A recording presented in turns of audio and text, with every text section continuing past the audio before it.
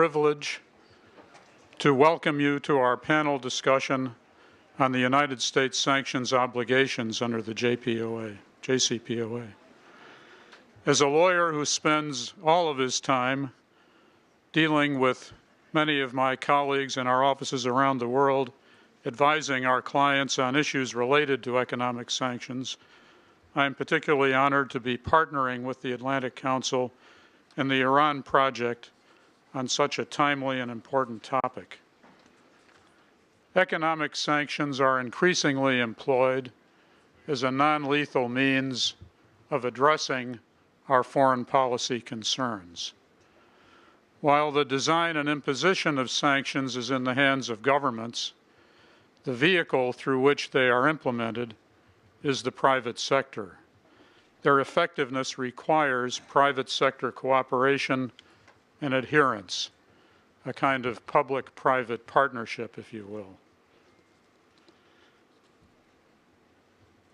These sanctions are subject to severe civil and criminal penalties for violations, and as a consequence, companies spend a great deal of effort and expense on compliance systems internally, which is relevant to some of the balance that we'll talk about and hear about more this morning that Adam was referring to.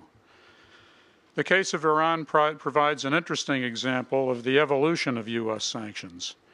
Historically, they've tended to be unilateral. The Iran sanctions, although they started that way, took a broader multilateral approach, exhibited in particular by a high degree of coordination and cooperation with the EU in particular. This made the sanctions more effective and contributed to the circumstances making the JCPOA possible. The JCPOA also illustrates another trend with respect to the management of sanctions in a way that can punish or reward targets for bad or good behavior accordingly, in a kind of carrot and stick approach.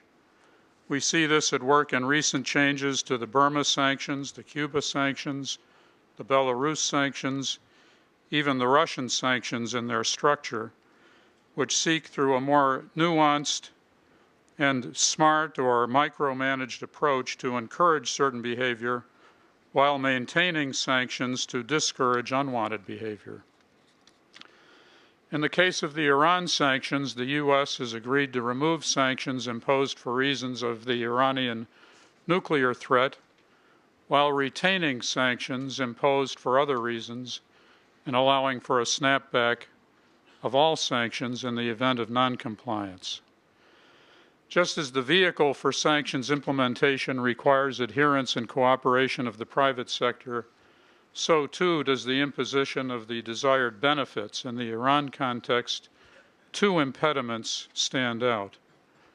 One is legal, as Adam explained well. Most U.S. sanctions will in fact remain in place, prohibiting the participation of U.S. companies in transactions involving Iran. Foreign subsidiaries consistent with the agreement are to be allowed to engage in certain activities, and that will of course cause issues for the U.S. parent in navigating those waters. The other impediment is practical. How anxious are companies going to be to jump back into trade with Iran after they've paid, in some cases, billions of dollars in fines for compliance violations? It's not an easy task for companies to steer that road, complying on the one hand while engaging in transactions permissibly on the other. And many having been burned, or just the concerns, the risks in doing that, may simply refuse to get back involved. That's a practical consideration, and certainly one we'll probably hear more about today. Despite such challenges, we are likely to see a continued evolution of more managed, nuanced sanctions, some might say micromanaged in approach. In the age of an increasingly integrated global economy, and given the understandable reluctance of many governments to respond to most situations with military force, economic and financial sanctions will remain a valuable method for sending signals to those governments behaving contrary to international norms. The challenge for the future will be to design such measures in ways that are effective, sustainable, enforceable, and able to be recalibrated as circumstances evolve. With this in mind, I'd like to hand over to the moderator of our first panel of the day, the esteemed Atlantic Council board member and Vice Chairman of Kissinger Associates, former Undersecretary of State for Economic Growth, Energy, and the Environment, Robert Hormats. Thank you.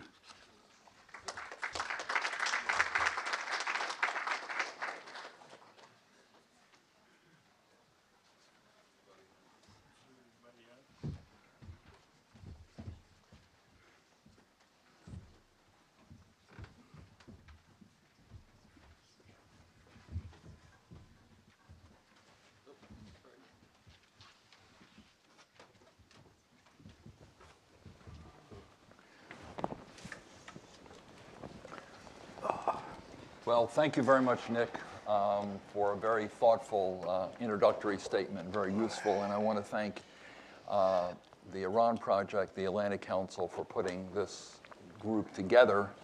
And I'm very honored to be a participant in this process, and particularly to have the chance to work with this outstanding panel of experts. You've heard from Adam, who's given you a very up-to-date rendition of where the U.S. government stands on the sanctions issue. I'd just like to take a few moments to put the issue of sanctions in a broader perspective, and then we will drill down into some of the details of what to expect, what the political implications are in the United States, what they are in Iran as well, and how they are melded together or will be melded together in the future.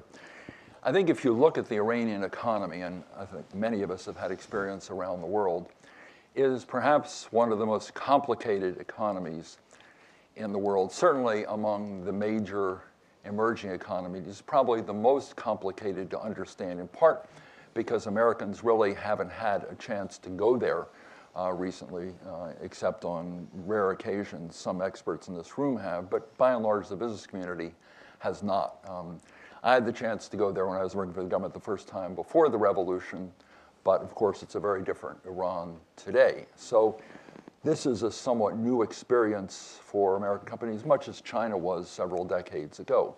The other is that after the revolution, there was a determined effort to develop parallel systems, parallel to the traditional governmental structure. So you have in Iran today a very complicated series of different economic power centers, which makes it a more complicated place to understand. You have the supreme leader, you have the government under President Rouhani, you have various power groups within this system, like the Revolutionary Guard that owns and has a role in a lot of companies. You have the Banyads, these foundations that have a major role in the economy.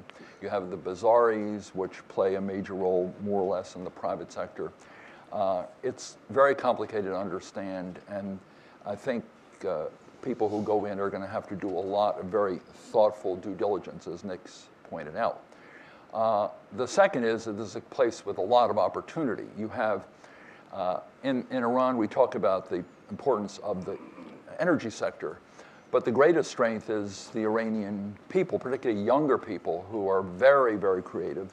If you look at the knowledge of mathematics, science, technology, Iranians have really superb educational and capabilities and skills that are going to be very impressive to foreign investors who come there.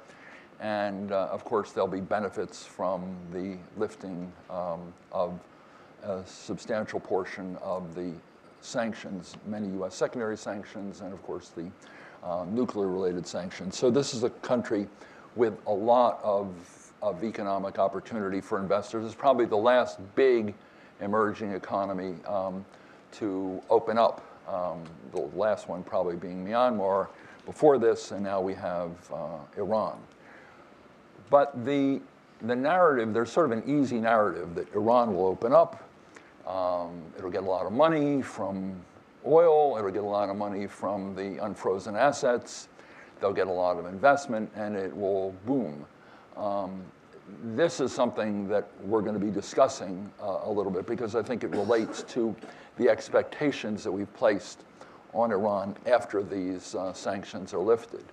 The other is that sanctions will result in a lot of the foreign investors doing very well very quickly. And I think it's been the experience of a lot of emerging economies that while they have great expectations, it takes time for investors to get comfortable and do the due diligence to understand the nature of the economy. And particularly, as Adam was pointing out, they have to understand, particularly Americans, but also foreigners, understand the nature of sanctions, regulations after implementation day. And this is going to take time to sort of ferret out what is permissible and what isn't. So the process itself is going to be important. The third point is that sanctions themselves are not a panacea.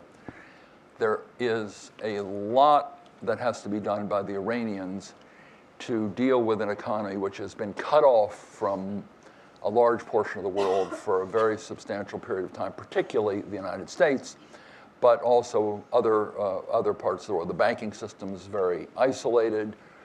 Iran has not been able to sell oil to a number of countries, certainly in the magnitude required. There are enormous regulatory issues. There are enormous transparency issues in Iran that have to be dealt with.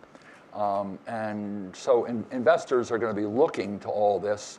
And more importantly, Iranians, particularly young Iranians who want more growth and opportunity, are going to have to look to the regulatory changes and the reforms that are going to take place. So that raises the question that gets close to one of the sanctions-related issues. Is that possible when you have this tug of war already? And Liz and Barbara have pointed this out to me on numerous occasions, that you have the supreme leader saying certain things about foreign investment, and you have President Rouhani, who was in New York just recently, talking about opportunities for foreign investment, American investment, and others. So you have an internal debate within Iran amongst those who would like more foreign investment, particularly a lot of younger people, and those who feel it could be a threat to their power in the political system and in the economy. And that goes to the question of the sanctions relief question, not so much because of the money that is likely to come in. I think the amounts of that are exaggerated somewhat, or the fact that they're going to be able to export all this oil, which may be very difficult in an environment where oil prices are relatively low. But it is very important that if the Iranians do what they are supposed to do, that, as Adam pointed out, the US faithfully implement what it is supposed to do. And the faithful implementation is important. The timing is also important because, as you know, there are modulus elections in February, in the end of February, and the Assembly of Experts is also going to have an election for new members of the Assembly of Experts at the same time. This is very important because that group, as you all know, will select the next supreme leader and do other things. So then the question is, when the sanctions are eliminated or lifted, which of course depends from an American point of view on whether Iran does what it's supposed to do, and is this done faithfully, or are there questions about, for instance, legislation that might come up in this country that might impede the ability of the US government to implement those sanctions? And there are a number of people on the Hill who are not happy with the deal. You watch the debates, you see this. But the question remains, can there be things done internally in this country that, even if the Iranians do what they're supposed to do, could throw a monkey wrench in the process? So this is, I think, one of the issues, the question of if the sanctions are lifted, if the Iranians do what they're supposed to do, the sanctions are faithfully lifted in the way that they are supposed to be under JCPOA, this could give, and how much is still unclear, could give a big boost to President Rouhani and his supporters, so he could say, look, The deal has been one that is going to deliver benefits to the Iranian people. The investments won't start right away, but he can point to this as progress. So it could have an effect on the Iranian elections, and that in turn could strengthen those who want to go along with reforms, not just reforms to enhance investment, but reforms to strengthen an economy which is suffering from inflation, unemployment, large amounts of debt, antiquated banking system, et cetera.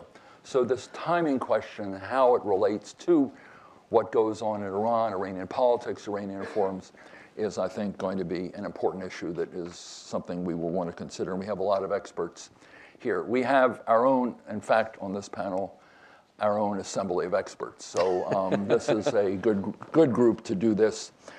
It wasn't elected by the Iranian people. It was elected by Barbara and Bill, but they are very good people to entrust these responsibilities with. So we have a group that's highly respected, very knowledgeable about what goes on in Iran and about how American politics relate to it, and have followed this very, very closely. So what I'd like to do is, introducing this group, I think if you have your brochures, your pamphlets, you'll know who's on the panel, you'll know about them. Each one of them has a very, very deep level of experience and background in this area. Different people with different aspects of experience, but all of them know this area very well. Many of us have worked together in various capacities on this or other issues over our course of time in Washington. So what I thought I might do is ask Ken Katzman to start to describe the overall roadmap of the implementation of JCPOA, and to give us his thoughts on one of the points that I raised earlier. Are there any potential impediments to the implementation of JCPOA, assuming the Iranians do what they're supposed to do, as Adam spelled out? What is in store on the Hill? We've already seen some draft legislation. We've already seen some things that could complicate the issue, HR 158 being one example, but there are perhaps others. So what I thought Ken might do, we're going to try to limit the initial comments of each of the participants on this panel to 5 minutes, and then we will have discussion, brief discussion among ourselves if panelists have questions for one another. But I'd like to devote the bulk of the time to interaction with this audience, since there are a lot of people who have questions or have a lot of experience that they would like to reflect in the conversation. So if I could ask Ken to begin the process of sort of giving us a roadmap and scenarios that might alter the roadmap. Thanks, Ken. Thank you. Thank you, Bob. And thank the Iran Project and the Atlantic Council for having me back to address Iran sanctions issues. I am in a CRS capacity today. What I'm attempting to do is postulate a longer-term future for the JCPOA and its sanctions relief beyond implementation day, which might occur, the Iranians are saying, as early as January. Probably it would be longer than that. It's whenever they complete the work. So there's no date set. And I'm trying to look at the future for the JCPOA beyond 2017 as well. It's no secret that the JCPOA was vigorously debated, and Iran's ongoing behavior on a number of fronts beyond just its nuclear commitments will likely be a factor as U.S. officials and experts continue to assess the value of the agreement. Everything Iran does is likely to be weighed carefully, in large part because U.S. officials and experts are always seeking to ascertain the degree to which Iran can be trusted to fully implement the agreement. Any agreement, no matter how comprehensive the verification, snapback, and other safeguards, are always to some extent dependent on the trust of the parties. The preamble to the JCPOA, paragraph 8, says that the P5+1 and Iran commit to implement the JCPOA in good faith and to refrain from any action inconsistent with the letter, spirit, and intent of the JCPOA that would undermine its successful implementation. The implementation is occurring within a climate and context, and the climate appears to be deteriorating. Not only did Iran not release journalist Jason Rezaian when the agreement was finalized, but it arrested even another U.S. dual national, Siamak Namazi, and it has continued to crack down on journalists and bloggers in what we've discussed already a little bit is the Supreme Leader's constant fear that this agreement is going to be an opportunity for U.S. cultural infiltration, cultural penetration, political infiltration. This is the Supreme Leader's mindset, that any agreement like this has risks that the U.S. is going to get its hooks back into Iran and manipulate Iran's political system. Since the agreement was finalized, Iran has conducted at least one and possibly two ballistic missile tests that Adam Zubin referred to that constitute a violation of Resolution 1929. These tests have prompted public criticism by some in Congress, both those who supported and those who opposed the JCPOA. Almost as the ink was drying on the agreement, Quds Force, we talked about the Quds Force commander Soleimani, visited Moscow, persuading Russia to intervene militarily on behalf of Assad of Syria. This came even as U.S. officials were openly discussing the prospects for the JCPOA to lead to increased U.S.-Iran cooperation on Syria's civil war. These Iranian actions might not augur well for the future course of the JCPOA. It can be argued that as long as Iran is not significantly violating the nuclear commitments, that the agreement will be implemented as envisioned and without any interruption. As Adam Zubin said, the great bulk of the sanctions are to be lifted as of implementation day. He said it was front-loaded. That's absolutely accurate. Almost all of the sanctions that were imposed since 2010, I'm talking about the CISADA legislation, the Iran Threat Reduction Act, several provisions of various national defense authorizations, restricting Iran's sanctioning the purchase of oil from Iran, all of those sanctions will be relieved on implementation day. It could also be argued that if Iran continues to challenge the U.S. on multiple fronts separate from strictly nuclear issues, there is potential for the deal to experience significant turbulence. Iran has stated on numerous occasions that it will withdraw from the deal if any sanctions that are to be lifted are reimposed. It is also possible that if U.S.-Iran tensions increase, the business community might seize up and might slow its re-engagement with Iran, which could cause the Iranian political system to question the value of the compromises that Iran made in entering into this agreement. A more likely course of action, in my view, is that the administration will likely increase sanctions on offending Iranian entities and personalities, but still consistent with the JCPOA. Adam Zubin talked about specially designated nationals, SDNs. It is entirely possible that the U.S. will name additional SDNs under existing executive orders and laws, particularly Executive Order 13382 on proliferation. On Iranian ballistic missile entities, ballistic missile personalities, and Iranian officials under separate executive orders on Iranian human rights abusers who might be connected with the detention of Iranian-American dual nationals. And there could be designations. There are executive orders on destabilizing Iraq, on repressing the Syrian people. It is possible that additional Iranian personalities will be named under these executive orders. There is the possibility that Congress, perhaps with the support of the administration, might enact additional sanctions on the sale to Iran of conventional weapons, which is not addressed in the JCPOA, on the supply to Iran of missile or other weapons of mass destruction technology, or on Iranian human rights violations. Depending on how crafted, such additional sanctions would not appear to be violations of the U.S. commitment in the JCPOA not to reimpose sanctions that are being lifted. Because of the potential for this turbulence in the agreement over the long term, it is likely, I estimate, that business re-engagement with Iran will be slow, and it will be focused on primarily trade transactions, where goods are sold to Iran and the supplier is paid.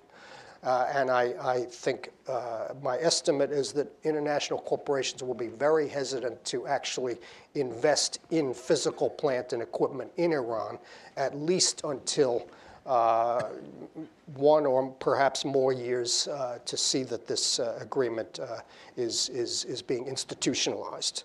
And I think I'll stop there. Thank you. Thanks very much, Ken. That's a very good start and gives us a good sense of reality in this very complicated process. Because having worked on Myanmar, where everyone at the outset figured we're going to go in and we're going to make investments and the rules are going to be very clear, none of that happened. And Iran, as I say, is a more complicated economy, so that's a very useful start. Liz Rosenthal has done a lot of work on this. She worked with Adam, the Treasury. She's got a lot of experience in this area as well. And I wonder if you could take a couple of minutes, Liz, to talk a little about a few things that I know you've been focusing. One is the disparity or the divergence between the US and the EU after implementation day, which is going to be an interesting issue. Adam flagged that issue, but it's going to be complicated, particularly since there are a lot of American subs in Europe that are going to be watching this very carefully. And then the point I made about the notion that this is a big windfall, an immediate windfall for Iran, there are a number of reasons why it might not be as big or as quick as sometimes one sees in the press. And then the kind of due diligence that's needed, given the disparity between the US and Europe, on the issue of foreign subs, because this is going to be very complicated, very murky. JCPOA did not spell this out in very clear terms. And then the question that I think we all have to begin to think about or continue to think about is what Congress is likely to do in this interim process, because not only is that important legally here, but it affects the Iranian elections. It certainly affects how the Iranians look at what we're planning to do. They don't always make the distinction between the Congress, or for that matter, candidates for president, and the administration. So it tends to confuse the debate in Iran and give the hardliners somewhat more ammunition. So if you could pick and choose among those. I know you followed all of them, but take a few minutes to give us your thoughts on those, and then we can, any you miss, we'll discuss in the Q&A session. So. Okay, thank you, Bob. Thanks, Liz. Thank you also to the Atlantic Council for having myself here and convening this forum. I'll try and do that briefly, okay. or some of that. First, with respect to what happens on implementation day with regard to sanctions, I won't cover some of the ground so ably covered by Adam before, but instead make a couple of comments on what that will look like for US companies by comparison to foreign companies. So let me start with the assertion that what it will mean is a lot more competition for US companies with their multinational counterparts.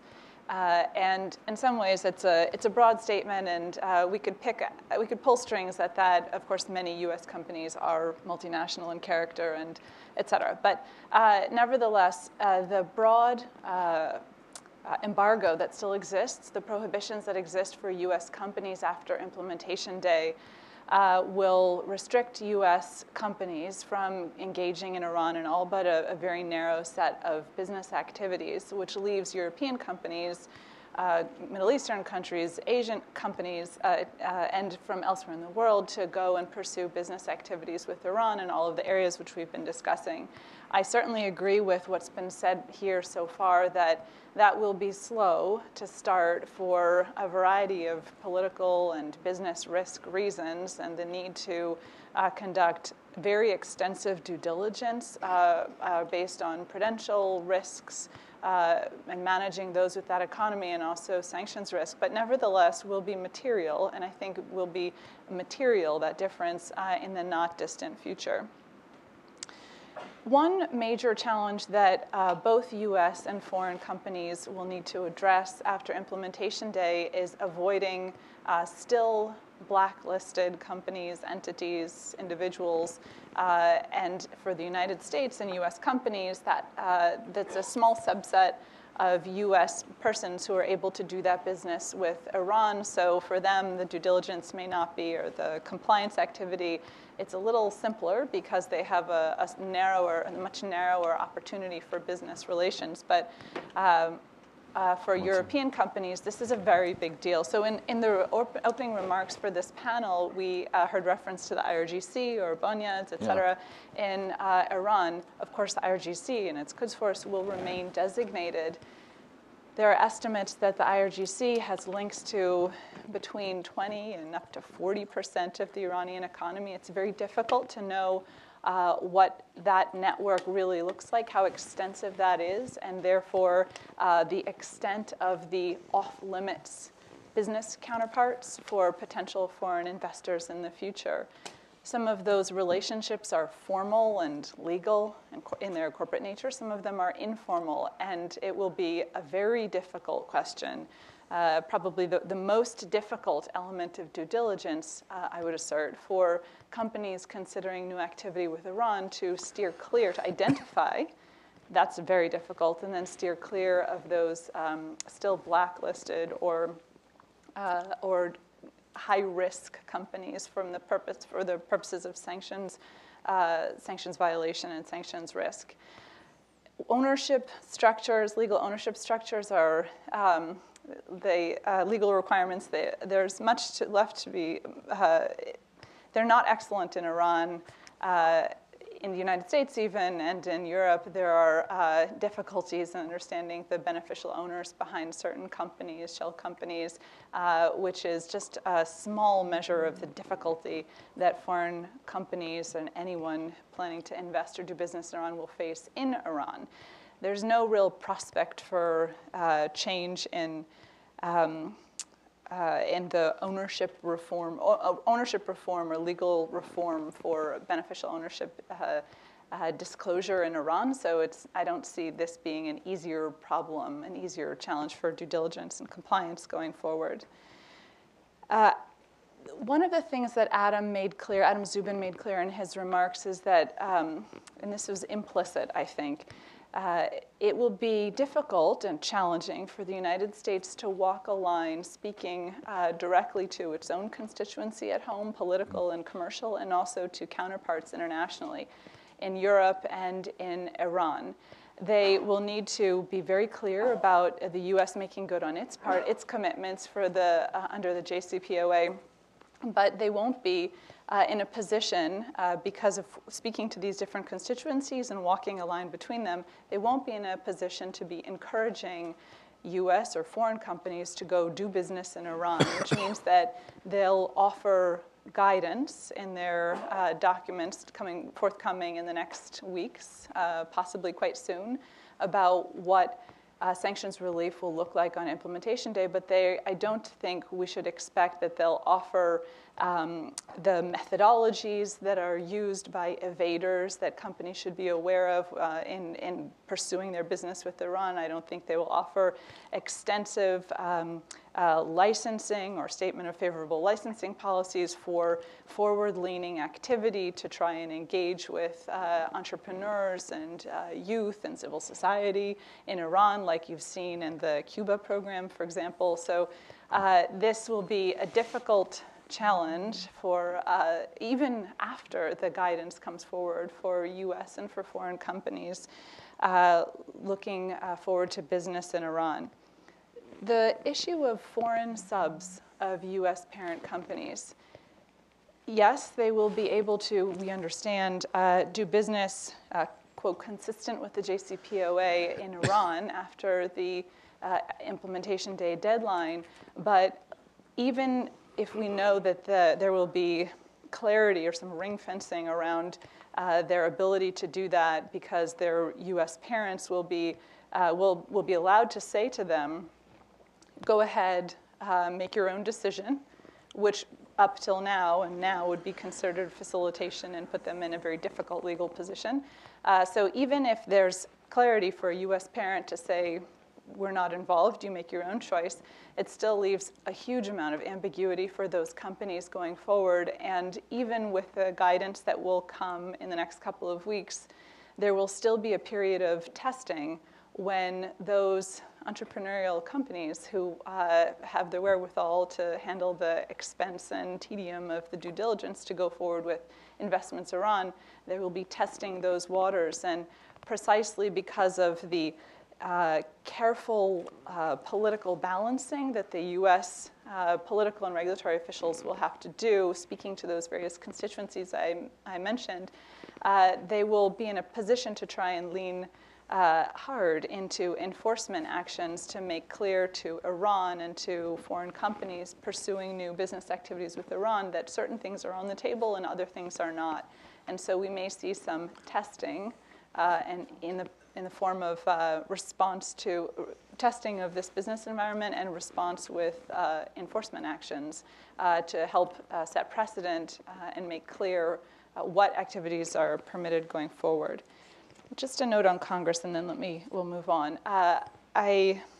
There's no lack of interest in Congress to take action that sends a signal of displeasure to the administration for the way they handled this Iran deal. Of course, there are many who've been quite vocal about their dissatisfaction and frustration, as well as to send a signal to Iran that there's grave concern amongst the political leadership in the United States about their continued involvement in support for terrorism, violation of human rights, destabilization in the region. And amongst the proposals that are out there, I don't think it's likely that any of them will have the effect of bringing down the agreement. There are too many forces moving us towards compliance and implementation of the deal, if grudgingly, by some policy leaders. Nevertheless, there is difficulty that could emerge that will narrow the goodwill, such as it is, to move forward with successful implementation. The visa waiver language that we see debated in Congress right now, there's divestment legislation, which will have a bearing on foreign companies and their U.S. involvement, or their U.S. presence. That's not insignificant for foreign companies, multinational companies who have a large legal presence in the United States, business presence. And then other kinds of legislation that could tie the president's hands when it comes to removing people from the SDN list or making modifications to the blacklists, as well as, of course, tough enforcement, new tough snapback, if you will, measures for enforcement of the deal, and then further sanctions in the human rights, conventional weapons, and ballistic missiles realm. I think one of the reasons why we may see aggressive U.S. administration or U.S. administration enforcement on ballistic missile or terrorism sanctions violations by Iran, and we will see that. We should all expect that in the near future, I think, is because it will be a kind of counterpoint to the momentum and possibly diminish some of the momentum in Congress to create new sanctions authorities that would, in the same vein, pursue those and articulate those concerns that the U.S. has about continuing activities in Iran of concern. Thanks very much, Liz. We'll get back to some of those themes later, and I think there'll be a lot of questions as to how far Congress can go without sabotaging the agreement, and then what the implications in Iran will be, even if it doesn't, how that plays into Iranian politics, which is part of the concerns that that President Rouhani and Minister Zarif had when they were here, that what we say and do here has an effect on their politics there, and therefore has an effect on the reform process in Iran. Plus, of course, whether we'll be doing things here that are going to undermine the agreement, which is maybe a fine line at this point, but I think well worth thinking about and talking about. Our next speaker is Nadereh Chamloo, who has extensive experience in this area, has been working at the World Bank for a very long time, and has just been in Iran a couple of months ago with some interesting stories. And I wonder, when I opened the conversation, I talked a little about the debate or the tension between the moderate groups led by President Rouhani and the Supreme Leader and other groups who are concerned, the Supreme Leader, about the cultural influence undermining the Iranian government, undermining the Iranian system. If a lot of foreign investment is allowed to come in, he's made statements, as you know, about this. Rouhani made statements in New York that he had encouraged Americans to invest. So this debate is becoming an open one, even before implementation day, and therefore what happens with respect to implementation will have an effect on Iranian politics. I think you have a good sense of the texture of that. And also the question of structural reforms in Iran, because what happens in the political sphere will have an impact on the question of whether Iran can do the kinds of reforms, make the kinds of reforms that are important internally to deal with some of the fundamental structural problems that the Iranian economy faces. That's not just important to investors, it's important to all Iranians. And therefore, the sanctions issue plays into the political issue, plays into the economic reform issue. And then the IMF Senate Article 4 team, they've made some recommendations. I don't think they've published their full thing yet, although they have a little press release. But giving the audience some sense of the kind of things the IMF thinks Iran needs to do will help a lot of companies to understand exactly what the stakes are here and what kinds of reforms are important. The IMF in the early report said a few modest reforms will be relatively helpful, but if you want to really unleash the opportunities in the Iranian economy, they have to be quite major. So without going into a report that in fact has not been released, if you could just give us a sense of the flavor of that, that would be very useful in helping the audience to understand what's happening internally in the country. Please. Well, thank you very much. First of all, it's a great pleasure to be here, and I'm truly privileged to talk to so many people who are so interested in Iran, in my country, and as well as in your country, in the US. I actually sense here a great deal of pessimism in this room, and whenever Americans talk, they talk in very pessimistic terms. I think 5 minutes after you have arrived in Iran, for 5 minutes, you will see the incredible potential that the country has. I took recently, you mentioned that I was in Iran, just recently. I have been to Iran 3 times this year. And one of those times I took a group of my colleagues, about 35 World Bank retirees. I took them to Iran and we traveled around. And of course, we are all used to developing countries. We are all used to, this not working, that not, being there and everything. They arrived in Iran and they were just amazed by the dynamism already, what you see in Iran. So the potential in Iran is so much, and what already you find in the country is mind-boggling. They kept telling me, take us to where the real Iran is. And I kept saying, this is the real Iran. Where do you want me to take you? They kept telling me, take us where? So anyway, we traveled all through the country. We traveled, into small villages, big towns, and everything. So I want to say that, it is important to really keep a little bit of a optimistic perspective in mind. The other countries are doing it. When you go to Tehran, it's impossible to find a hotel room. It's impossible to find a hotel room in any of the other cities as well. So it is other countries who have had the exposure, other people who have had the exposure. And I just saw some people walking in that I know have been to Iran recently. They can testify that this is the place where you want to be. Iran is right now the 18th in terms of PPP, the 18th largest economy in the world. Okay, it's in 28th in terms of nominal GDP. It's 1.3% of the global economy already after crippling sanctions, and I come to that as well. But it's a big economy right now. And Greece was 0.3% of the world, GDP. And look what sort of damage it did when it tanked. Can you imagine the potentials that Iran has by really capitalizing on the Iranian economy potential that it has for the world economy. I'm not just talking for the Iranians. Everybody is focusing on the cost benefits for the Iranians. No, it's the cost benefits for the rest of the world. And all the European, the Japanese, the Chinese, even South Africans, Brazilians, everybody was, in the hotel, the breakfast room in the hotel, you could see all diverse types of nationalities. Now, I want to maybe refer to some of the things that I had been mentioning to you.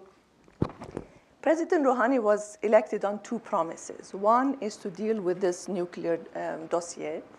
And the second thing was to deal with the economy, Iranian economy, to revamp the economy. The dossier is the easier part. And I think he has achieved it, and he has shown to the Iranian people that, okay, we have now overcome this very, very important hurdle.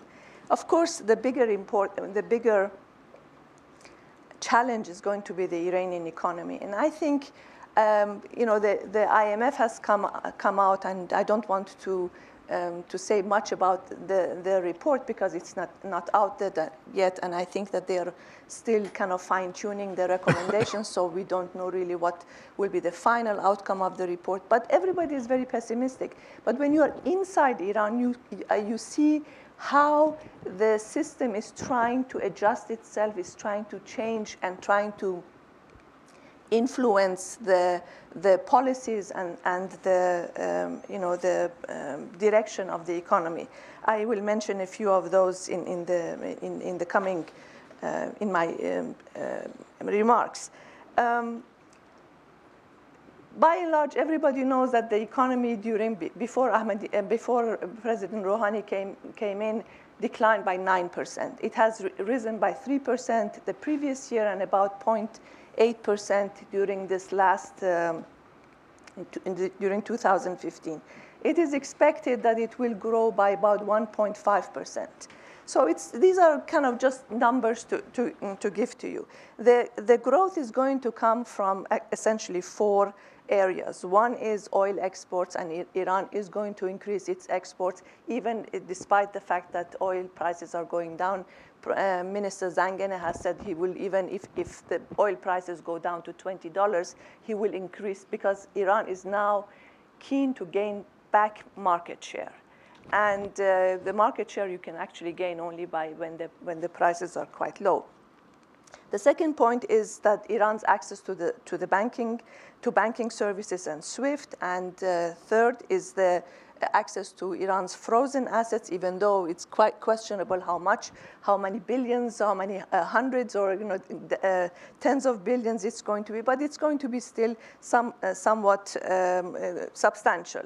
And the third area, and most important, is of course going to be the FDI. All these three will have three positive, what we call external positive shocks. The first external positive shock is, of course, going to be the increase in income from the oil and non-oil, but most importantly, non-oil exports.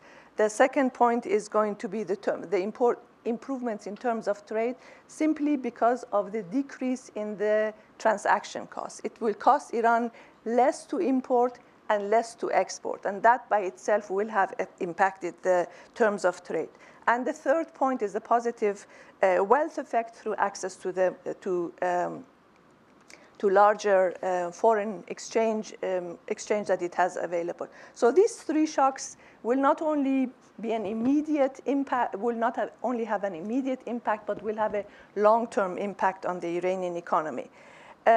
Countries will be benefiting for the rest of the world. There will be a lot of benefits for countries, in European countries. There would be a lot of benefits to China, UAE, Turkey, many of these other countries. Of course, some oil exporting countries will be suffering from that, mostly the GCC countries. But I guess in grosso modo, it will be positive for everybody. Now, you mentioned that Iran's economy is in very bad shape. And it's true, nobody can deny that. And the Iranians are the first ones to say that, you know, you need to have reforms in the banking sector, you need to have reforms in the business environment, you have to have reforms in the parastatal, you have to have reforms in the trade system. There are reforms going all over the place that need to be tackled. And I think there are two opportunities that present themselves in the very near future where the reforms can become, where the government can begin to look at these reforms. First is this 5-year, the next 5-year plan. There are a number of conferences going on, you know, symposiums happening, you know, experts coming from outside, experts, you know, papers being generated from inside to really flesh out this 5-year, the next 5-year plan. If nothing else, this 5-year plan will bring a lot of consensus about the direction, the content, the trade-offs. The trade-offs are very important. Trade-offs for the economic, you know, kind of content of the economic program for the coming future. And because it's happening at around the same time as the new Majlis or the new parliament is going to come in, it will have to have the buy-in of the new elected bodies. So this is one area. The second area is that the government has begun to really, I would say, poke its fingers into some of the pots that were kind of off limits before. For instance, it has started to require that many of these parastatals provide accounts, presumably first as a first step in order to really show what they have and what they don't have. But I think with the expectation that, you know, they would come in and tax them in the near future with the expectation that perhaps they will reduce the impact or maybe downsize some of these activities. They have already started to really have a big discussion about whether the Revolutionary Guard needs to be in many of the productive sectors, many of the activities that right now they consider to be their own kind of domain. One of the interesting areas of the last, you know, just week or 2 weeks, what has happened is that several members of the chambers of commerce in Iran, have gone to Qom to speak to some of the very powerful ayatollahs. And what they have, the discourse that they have presented to the ayatollahs is very interesting. They have talked about the fact that, you know, we all want to have lower corruption. We want to have, you know, better improvements for the population. We want to create jobs. We need to bring, you know, the private sector to the private sector because, you know, in the old Islamic, you know, sense, the private sector is the bazaar. Or it's not the parastatals of the government.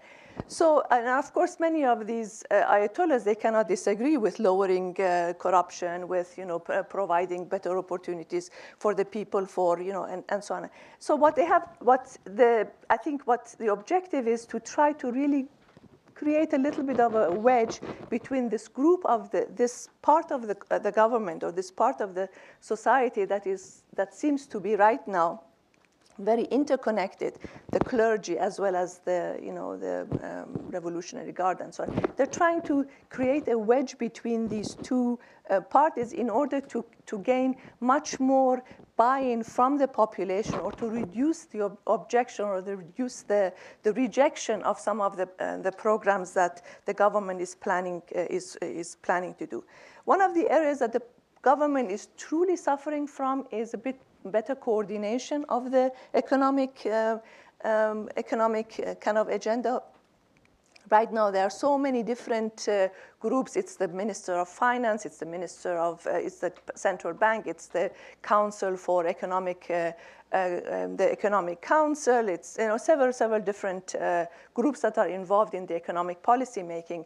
And an effort is being made to really try to bring them together and to find a cohesive way of carrying out not only the policy aspect of the economy, but also the implementation aspect. Thank you I think I will stop here. Thank you very much. Very thoughtful and very useful. And I think what you've said really blends very well into what Adam is going to talk about. And I think it is very important to keep in front of us the enormous potential of Iran, as I said, particularly the younger people in Iran. My wife was there a couple of years ago and had the experience of meeting with young entrepreneurs and people who were just eager to have the opportunity to participate in the modern global economy, as you have correctly emphasized.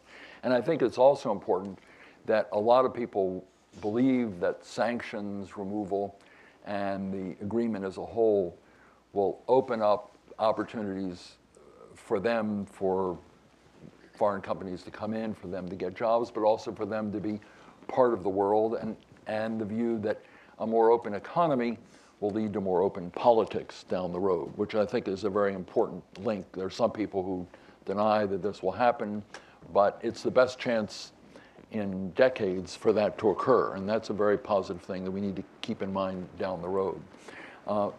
Adam was in Turkey and the Gulf very recently and recounted to me some of his experiences, which are very consistent with what you've said, and that is people are eager, as he put it, there are 5 777s going from Dubai to Tehran, full every day, hard to get hotel rooms. And that, I think that reflects the sort of enthusiasm that you see in this environment, that's pretty heady environment at this point. So if you could give us your sense of what you've seen on the ground, and also the question of coordinating the sanctions removal with Europe, between Europe and the United States, with the divergence that could occur. As a lawyer, you're probably having clients ask all the time, how do we deal, particularly with the foreign sub issue? And then the question of the risk for American companies, not just the sanctions risk, but Foreign Corrupt Practices Act and other things, which we don't talk about much, but American companies are going to find it hard to do the due diligence because they haven't been there for a while, and there's not a lot of people going around doing due diligence at this point. So if you could sort of focus on those for a few minutes, and then we'd like to open up to questions and comments from the floor. Thanks so much, Bob. It's great to be here, and it's nice to see old friends, new friends, and from government and otherwise. So thank you. So that's right. I talked to Bob right after I got off the plane. Actually, I was in the UAE and Turkey for quite some time, about 3-4 weeks ago now. And if you want to see optimism, you just go to Dubai Airport at about 8 a.m.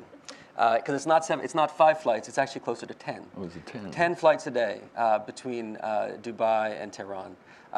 All packed. It's really quite amazing. And every discussion you have with the big companies, small companies, middle companies, all over the UAE, and in fact, I was also throughout the Gulf. I was in Kuwait and Bahrain and Qatar. Starts exactly the same way. They say, Mr. Smith, please have some tea, and let me tell you about my recent trip to Tehran. It works. It's exactly the same discussion every single time. And that's even companies that are subsidiaries of US companies. I mean, it's everybody. But I think to sort of understand what's going on, you sort of have to be comfortable with having some cognitive dissonance, shall we say, some sort of inconsistencies here. Because while there's incredible, palpable excitement, I think that's really the fairest way to describe what you see here, of a real gold rush that's going to happen, or is already happening, depending who you talk to, there's also real fear. You scratch a little bit below the surface, and there's real fear. And it's not so much the companies that are set up in the free zones in Dubai. It's sort of the necessary sort of ancillary components when it comes to sort of their dealings with Iran. So what do the banks think? What do the insurers think? What do the investors think? This is where the fear actually comes in, and this is actually very much related directly to your question about sort of divergence of the EU and the US. Yeah. Because even though everyone recognizes it, certainly most people on the street actually don't recognize it. Most people on the street, thanks largely to the press, think sanctions have either already disappeared entirely or will soon do so, with no differentiation transatlantically or otherwise. Of course, we all know that's not the case, and indeed, you talk to lawyers and compliance people who are a little more in depth, they know that that's not the case. But there's a bit of a fiction here, because inasmuch as you think you can split European sanctions from US sanctions, you can't actually split the economy in that way. Right? The US dollar is still 85% plus of global trade. Iran's primary commodities are still dollar-based. The reliance upon the US, the reliance upon sort of the access to the US is still going to be there. And so you talk to the big banks in the region, in Turkey the same way, and there's this incredible sort of uncertainty about how this is all going to go down. I asked a very, very simple question, actually, to many of the banks I met when I was there, and I actually was in Europe as well, and I asked some of the big banks the same question. I said, how are you going to handle Iranian trade that's indirect Iranian trade? So for instance, if you're a big Emirati bank, come the day after implementation day, if not before, you will be doing trade with Iran, without a doubt. Either you'll be in Iran or your customers will be, with almost no question. So that happens on Monday, you do a trade. On Tuesday, you turn around and you do an FX trade with Citibank in New York. How is Citibank, or frankly anyone on the other side of that transaction, going to get comfort that that FX trade that was not related to the Iran deal at all is not a pass-through to the Iran, right? That's a fundamental question that because the economy is so incredibly interlaced and the fungibility of finance is so central to what we all do when it comes to sort of money, that it's unclear to me how that comfort, and frankly it's unclear to everyone. No one actually provided a satisfactory answer to me when I asked that question. And I didn't think it was that devious a question. It rather is a question that I actually think is solvable, mind you. I think there is a solution here, but it needs to be solved. And I don't think people are thinking sort of 2 or 3 levels down about how that's actually going to work. Because the thing that people aren't recognizing, even amidst the incredible sort of rush into Tehran and elsewhere, is there's an overhang we're dealing with also. And this is a bit more of the cognitive dissonance. And Adam, I think, referred to it a little bit. There's an overhang because not just have sanctions been outrageously strict, in a good way, I would argue, since 2010 especially, with secondary sanctions and otherwise. What you've seen is an incredible sort of both strategic ambiguity, shall we say, when people are asking questions about is this allowed or not, backed up by incredible punishments and penalties for those that go on the wrong side. Admittedly, the people who have been fined haven't been sort of just crossing the line a little bit. They're crossing the line a lot. But regardless, there's an overhang there for banks and others that they don't want to get punished. And so the question is going to be not so much whether we can get the regulations right. Because again, I think the people at Treasury, my former colleagues at OFAC, Adam and otherwise, are going to work their darndest to get it right so that we understand what the foreign subs are going to look like, what the Europeans are going to be allowed to do or otherwise. But the question is going to be, is everyone else then going to be on board? Right? So you get the regulations in place. What about the people who are doing the enforcement of the regulations? What about the state authorities? Right? You might remember that some of the big fines for Iranian sanctions violations didn't come from the U.S. government at all. It came from New York State and other state regulators. Are they going to be on board as well? These are all sort of issues that I think are, again, solvable, but people are sort of in the know, admittedly, 2 or 3 levels down sort of from the excitement, the rah-rah, the cheerleading, sort of the cheerleading you see that literally goes on at Dubai Airport every day. You have these real sort of questions and real concerns. And there's, I mean, a fundamental issue, and I think I'll close with this just to sort of I think you'll have to understand some of there's a real difference here, the way sort of Treasury has to sort of work this. So when it came to Iran, the goal really was to be ambiguous in a way, right? We're very specific in the regulations, but when people asked us questions, there was never really a red light or a green light. It was maybe sometimes red, but often it was just orange, right? We didn't really want to give green lights. And I think that made a lot of sense based upon the policy goals we had. But that can't be the goal right now. We have to be a lot more strategic and a lot more surgical with sort of providing the guidance that's needed. And my fear is that unless all these other issues are dealt with, and indeed there are some more very forward-leaning discussions from Treasury and others that basically provide comfort that if a bank in that situation with a back-to-back FX trade that I described will not, at the end of the day, get dinged either by the federal government or the state authorities in New York, I'm concerned that the relief, despite all this excitement, is going to be sort of less than people might imagine. And if it's less than people might imagine, I'm then concerned about the JCPOA itself.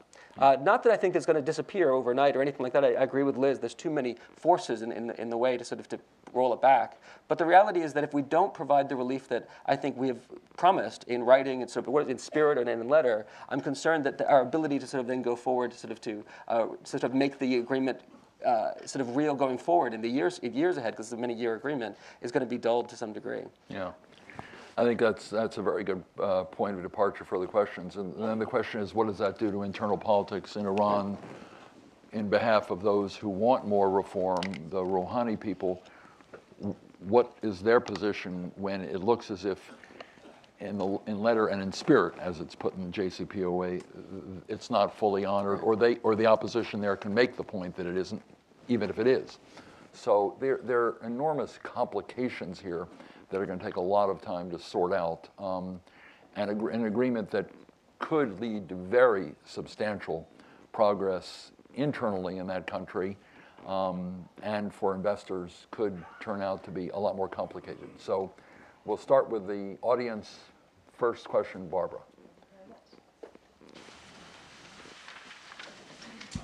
Thanks, Barbara Slavin from the Atlantic Council. Thank you, panel. You exceeded my expectations, if that's possible. Nadia, I wanted you to talk a little bit more about your trips to Iran and about the young entrepreneurs, and particularly the women entrepreneurs that you've been engaging with, beyond the question of IRGC-related companies and parastatals. What's going on in the private sector that we need to know about? Thanks. Do I answer it immediately, or can we take a few questions? Why don't we'll take, do you want to take one more question, then we can answer two of them together? Please identify yourself. Yeah, Mr. Ambassador, who was a colleague of mine, Dick Morningstar. Please identify yourself for the good of everyone. Hi, Dick Morningstar. As far as enforcement of pre-2009 sanctions, how different will that enforcement be, do you think, post-implementation than it was pre-2009? Because my memory, anyway, is, and Bob, you would remember probably better than me, is that there really wasn't real enforcement on an extraterritoriality basis against European companies for investing in Iran. They ultimately ended up being sort of cosmetic compromises that were reached. So where do you see the differences? What are the risks on extraterritoriality? How do you think it will unfold?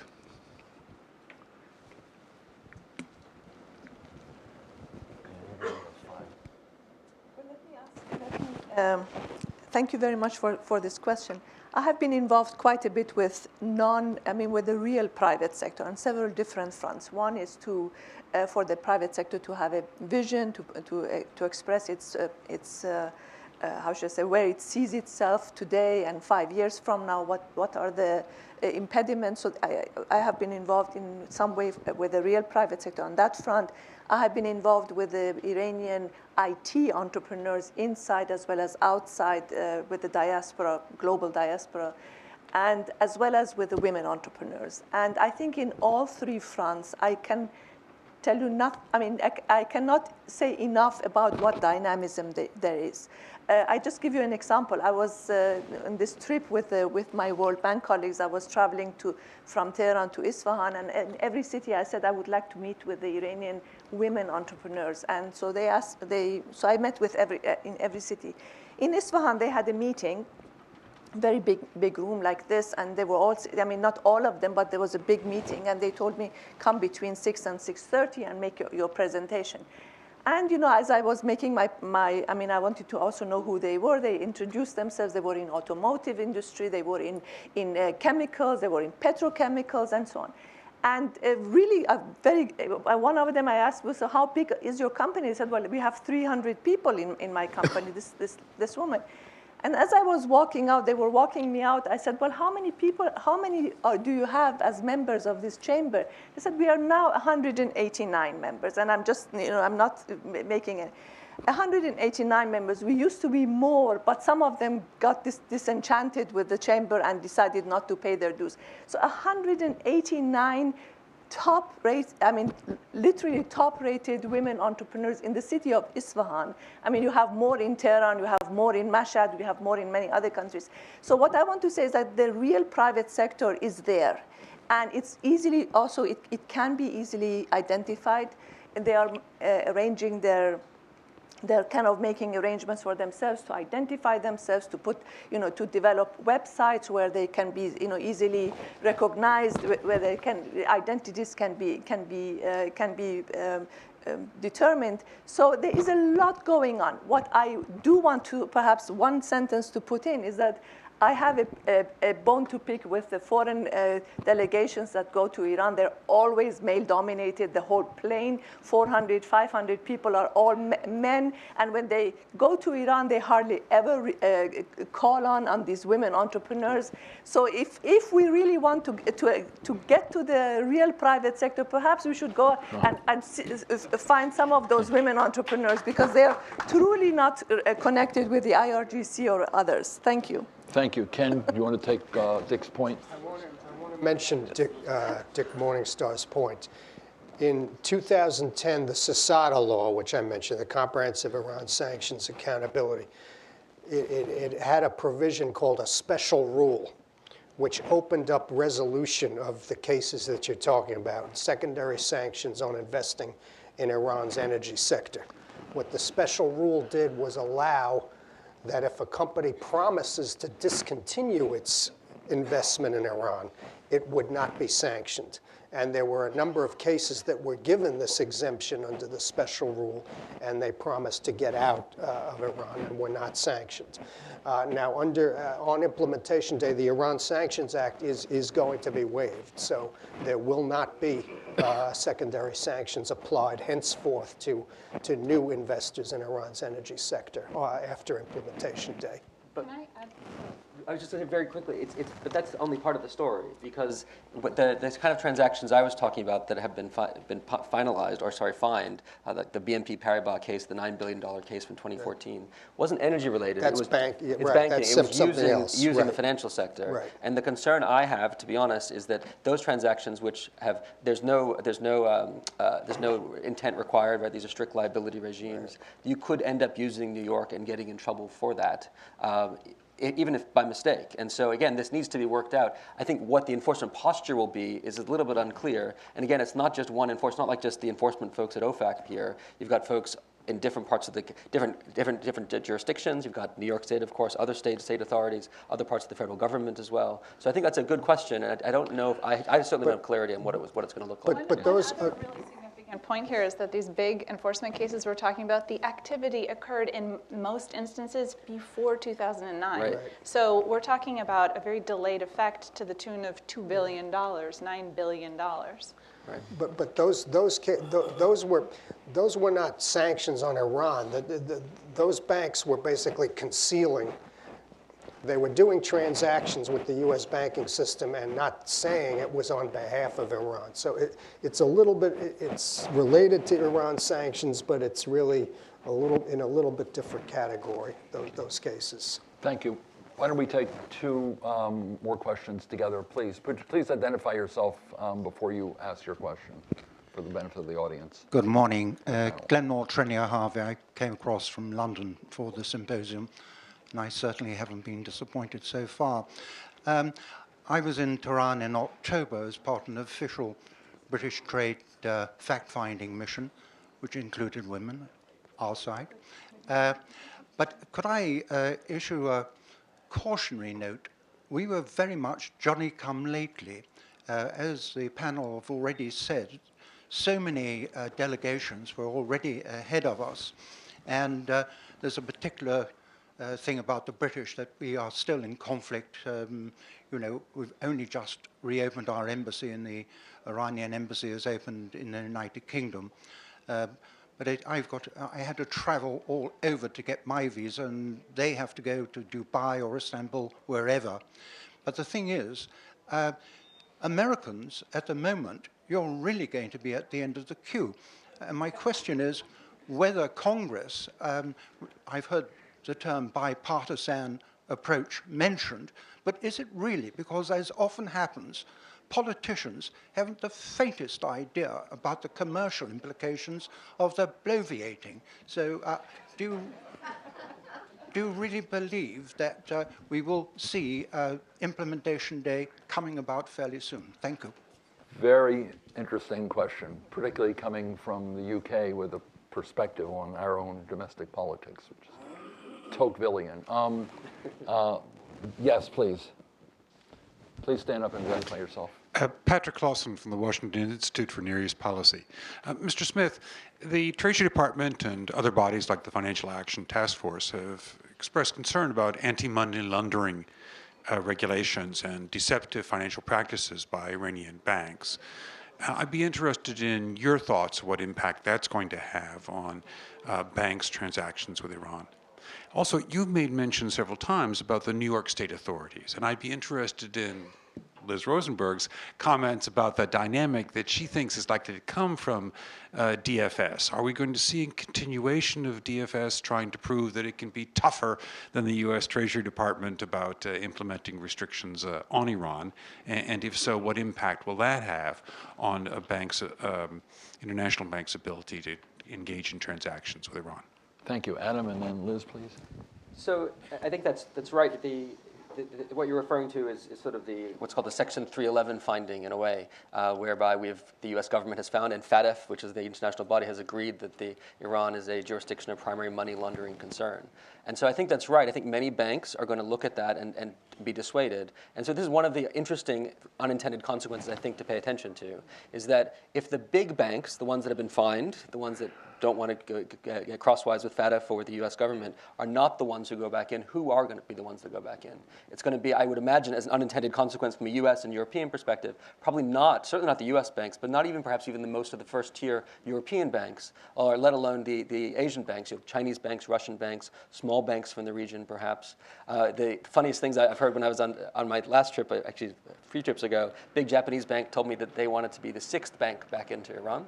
And then a big bank in the UK told me they want to be the 5th bank back into Iran. So I think that's where they are. And so I think the unintended consequence is going to be that you'll see very small banks, perhaps, or banks that are large but not Western banks that would be the ones that sort of carry the load. And that might have other implications when it comes to things like corruption and dealing with money laundering or otherwise, because their capacities and wherewithals and perhaps political will to deal with that is just less in some cases than many of the big Western players. Thank you. Liz, please. Right. I think the point you've mentioned about the difference between different financial regulatory bodies is a very important one. We have a situation of many cooks in the kitchen, right? And they are often by definition independent in their regulatory authorities, which has many positive benefits for us in financial sector transparency and the health and capitalization of our financial system. Nevertheless, for the purposes of for sanctions enforcement, there's a number of challenges we've seen demonstrated, unfortunately, very publicly between these regulators. And it's not just OFAC and DFS. There's also DOJ, of course, and other law enforcement agencies which may be party to a broader negotiation and settlement. To be honest, my concern is less about what DFS now under the Financial State Regulatory Authority will do in its now that its former particularly aggressive leader, Mr. Losky, has moved on, but what the future of that will be versus other federal financial regulators. My concern is more on the line of the divergence that may exist between policymakers who are in charge of implementing the JCPOA and leaning forward on a relationship with Iran versus the regulatory community. So the policymakers are putting out guidance and licenses and FAQs about how to understand and interpret this, but the regulators will do no such thing. They're not going to hold a press conference and talk about their posture on enforcement. And they also aren't necessarily getting a direct briefing from the people at State Department and Treasury Department who are writing the rules, which are defined by political factors in this international negotiated agreement. And that divergence is one that I'm particularly concerned about. So how aligned, if you will that financial enforcement community be with the policymakers? And just on the point about Congress and Implementation Day, will they let it happen? I think many would like to not let it happen, but they won't slow that roll towards this Implementation Day in the looks like relatively nearish future. Department of Financial Services of the state of New York. So they're state and the reason why that state is so significant is because, of course, many banks, international, U.S., see New York as a major financial center for this country and the world, and so therefore the Financial Regulatory Authority in New York has a very big influence on financial activity in the United States and globally. Ken, quick word. I wanted to answer the question about the U.S. companies not being part of this party that's going on. You know, the problem is the U.S. economy is a $14 trillion economy. The European economy is a $14 trillion economy. The Iranian economy is less than one. I mean, I'm sorry to say, but you know, to the U.S. companies, Iran is not a big. There are not U.S. companies that are so active in complaining why they're being shut out and the fact that the U.S. trade ban is not being lifted and they're not participating, with the exception of some of the energy companies. Okay, that's fair enough, but it's just not a big enough deal for them to risk political capital to go against criticism of the deal. Iran is very far away. If you compare it to Cuba, where we are opening up, Cuba is 1 hour away. It's very familiar to the American companies and the American people. A lot of Americans speak Spanish. Iran is very unfamiliar. I mean, a lot of people in this room may feel differently and are different in that way, but this is just not something that American companies are going to be really up in arms about. Okay. Let me just get 2 more questions. Yes, way back, please. Identify yourself, and then yes. No, you'll Thank you. I'm Ali Dad Mafinez. I'm with the West Asia Council. To follow up on what Dr. Katzman said, what about the technology sector? What about the fact that we have a country of 80 million people, arguably the most significant in West Asia, and with American companies being shut out, with Cisco and Apple and companies like that being shut out, what about their being replaced by their Asian competitors in this arena? Will that not have a strategic impact? Thank you. Thank you. Wait, Wait, one more question, please. Yes, please. Stand up and identify yourself, please. I'm Faye Mockleader. This question is for Nadir.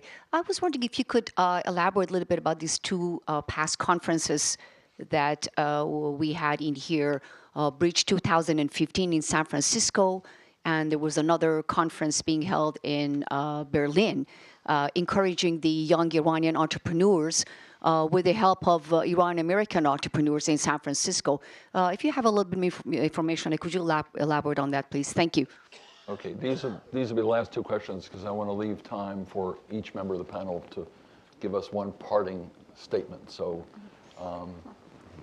Ken, why don't you start? On technology, the CISADA law, which I've mentioned now this 3rd time, there was a provision that allowed for sales of what's called strategic technology, which is technology that the Iranian people can use to communicate, to defeat the Iranian regime's effort to censor and suppress the internet.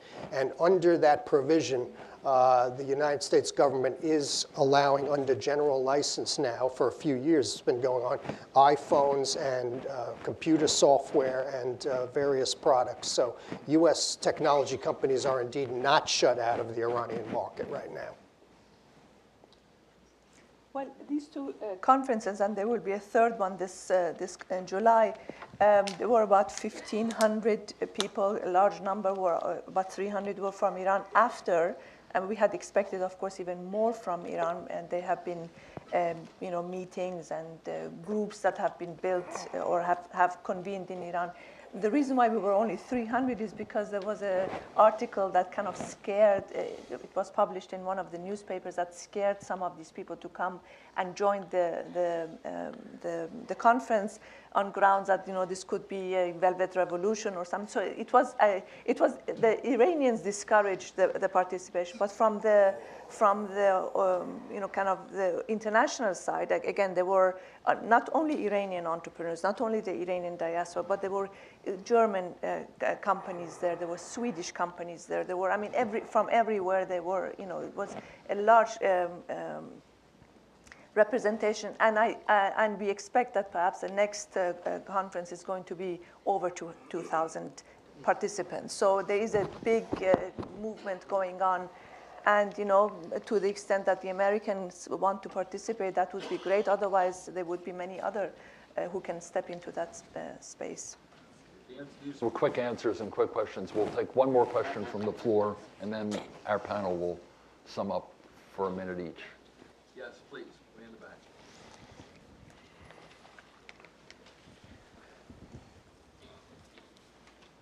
Good morning, Mernoush Aryanpur from Gibson Dunn.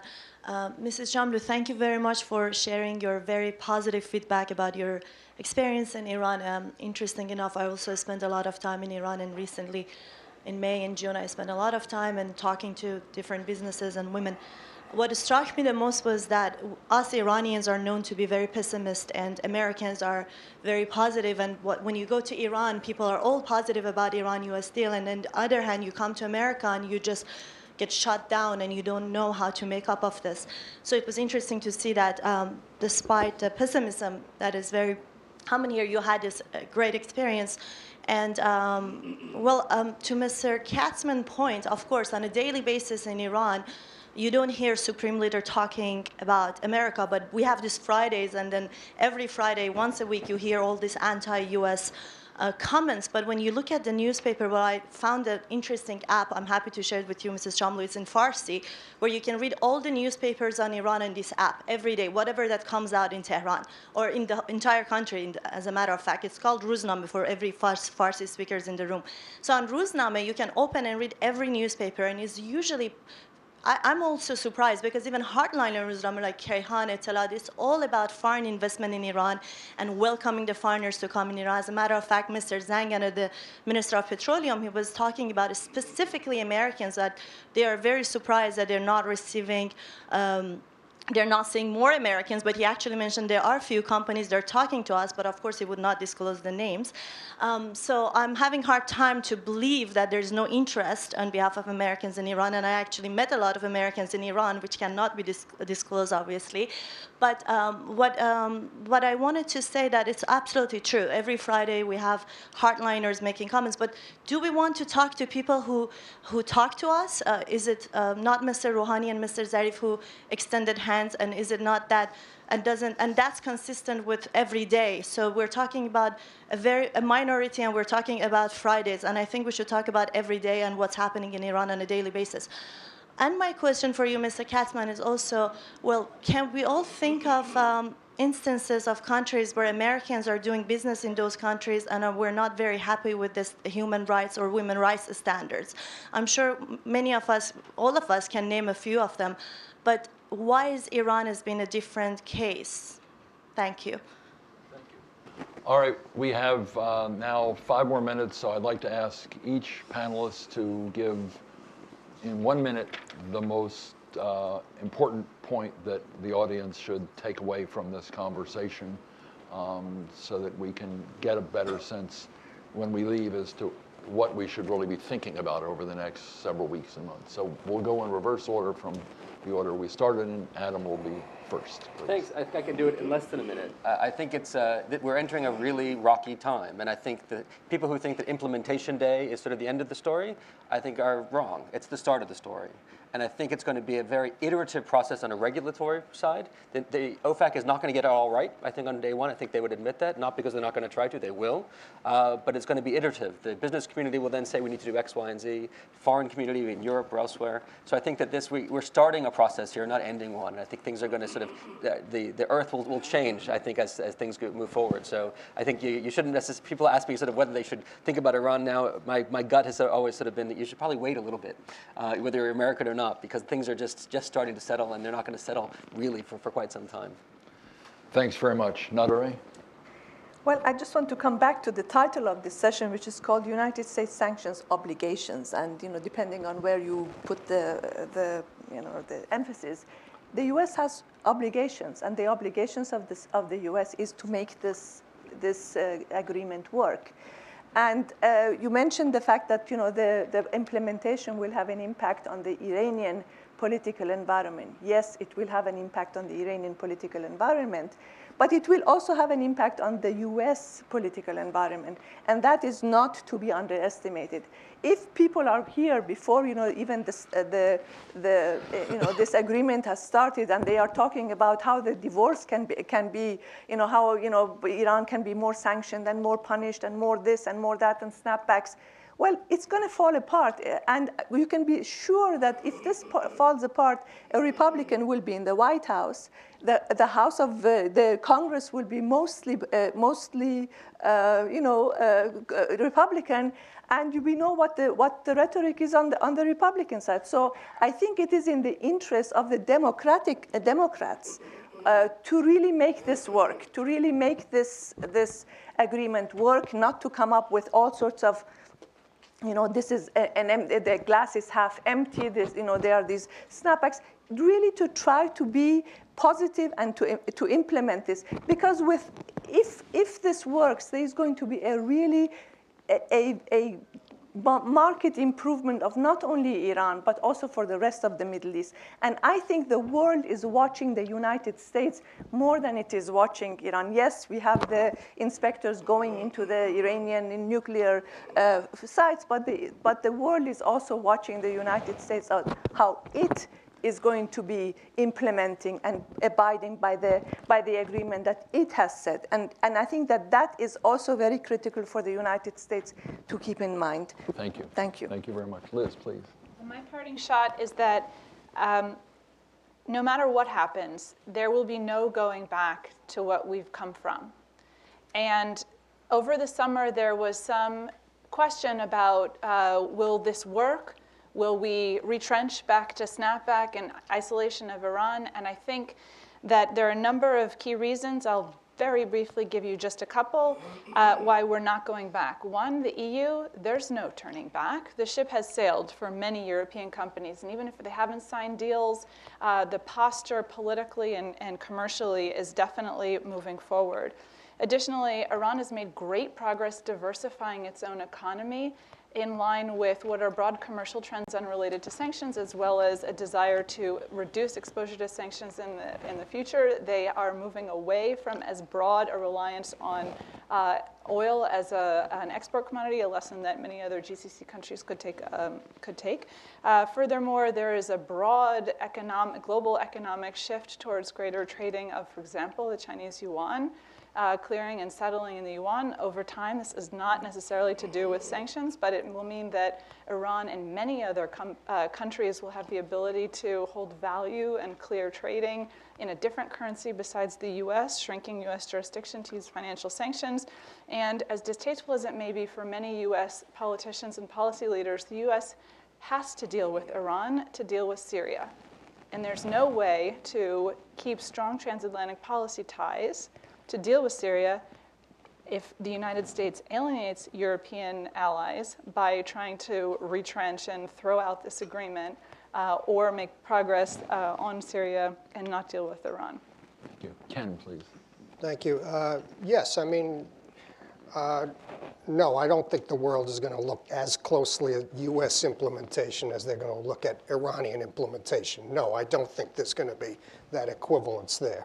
I think there was an expectation in good faith when this was signed that Jason Rezaian was going to be released and we were going to cooperate on Syria and there were going to be discussions, and a lot of what's happened since has gone the other way, and that's all I'm saying. The trend is not what was hoped for. That's my communication on that. As far as, U.S. corporate interests, I didn't say that the corporations were going to necessarily weight human rights and democracy. Cuba obviously has a very poor human rights record too.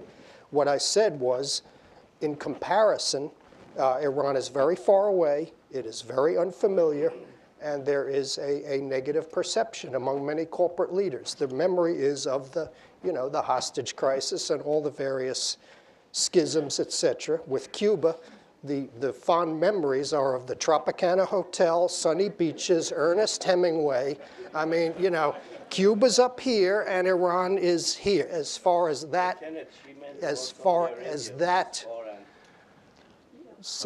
we were discussing Saudi Arabia. She meant about Saudi Arabia. She meant about Saudi. Well, I mean. Okay, can you? I'm comparing it to Cuba because Cuba sanctions are being lifted and Iran sanctions are being lifted. So that's why I'm going more with a Cuba comparison. That's all. Okay. Well, thank you very much. Let me just make a couple of closing points. I've been asked to remind you the next panel will begin at 11 o'clock, so we have a little bit of a coffee break. 2 quick points. One, I can understand your point on Cuba, but the geopolitical stakes in Iran are so much greater than they are between the United States and Cuba. For the region, for the United States and its allies, this is one of the major geopolitical events of our time, and how we handle it is going to have enormous consequences for Iran, for the region, for U.S. relations with many other countries, and for domestic politics as well, because if we're divided internally on such an important issue, and there are those threatening to undermine it in the Congress or elsewhere, or inadvertently weakening it, because we do have a federal system. I said Iran was probably the most complicated emerging economy. When you look at our federal system and the ability in Washington of one group to say things and then the regulators to operate on a different track and the states to operate on still a different track, we're very complicated too, and I think it's going to be very important that we help pull ourselves together, but also help the Iranians to understand how our system works, and that's going to be a big challenge. So the stakes here are very high, and we're going to have to organize ourselves internally, and the Atlantic Council and the Iran Project have been really working on this for quite some time, and this is really the beginning of a process in terms of implementing this agreement. It's going to be complicated, there'll be bumps in the road, but I think it is very important that this audience and the people who are really interested and knowledgeable about this process stay in touch with one another and work together on this, because what we're really looking at here is something that's going to have big changes, and having groups like this discuss these issues, understand the importance, and this panel has done a superb job of helping to dig deeper into the process than I've seen before in other conversations. But we really need to continue this and do this from time to time as the implementation continues, because there are going to be problems that are going to come up. It's going to be important that people understand them. It's going to be very important that experts bring their judgment, their historic points of view, their experience to bear on this. So I want to thank particularly Bill, who has really been a leader in this for a long time. Barbara is now, but she'll be back. And the Atlantic Council that has played a very key role in this. These are two groups that, working together, are going to have a very powerful influence on the thought process, but it is also very important that the thought process that goes on here and the probing that goes on here be discussed more widely with those people who are actually in the process of making the decisions. Adam, people in the State Department, people in the various regulatory agencies in Washington and the states. There needs to be an ongoing dialogue with them so that they can understand that while they may feel their little piece of the regulatory process is the most important, most regulators do feel that way, that the stakes here are much deeper, much broader, and much more consequential. And the way this is done is going to have an enormous impact on nuclear issues, Iran, the region, and the world, and us. Thank you very much.